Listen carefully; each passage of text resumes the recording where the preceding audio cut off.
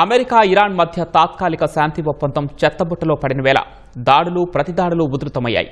Iran రాజధాని Tehran సహా కీలక స్థావరాలపై అమెరికా బాంబుల వర్షం కురిపిస్తూ ఉంటే ఇరాన్ కూడా ఏమాత్రం తగ్గకుండా బహ్రెయిన్, కువైట్లలోని అమెరికా బేస్లపై ప్రతీకార దాడులకు దిగింది. అత్యాధునిక అమెరికన్ MQ-9 డ్రోన్ను ధ్వంసం చేసింది.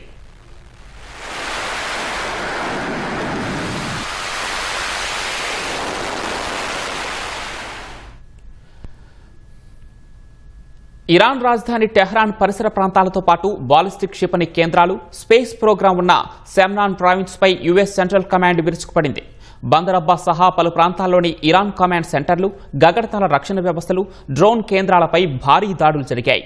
గ్రేటర్ టంబ్ ఐలాండ్లోని ఇరాన్ రక్షణ క్రూయిజ్ క్షిపణి స్థావరాలపై 90 నిమిషాలు దాడులు కొనసాగాయి. ఇరాన్పై నావికా దిగ్బంధనాన్ని పునరుద్ధరించిన వేళ ఇరాన్ కర్గైలాండ్కు వెళ్తున్న బెల్మా ఆయిల్ ట్యాంకర్పై అమెరికా క్షిపణి దాడి చేసింది.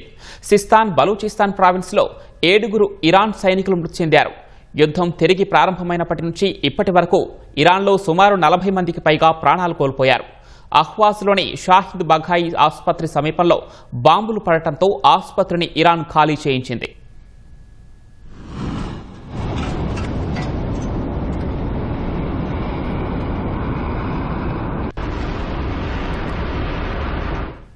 అటు అమెరికా దాడులకు ఇరాన్ గట్టిగా బదులిస్తోంది.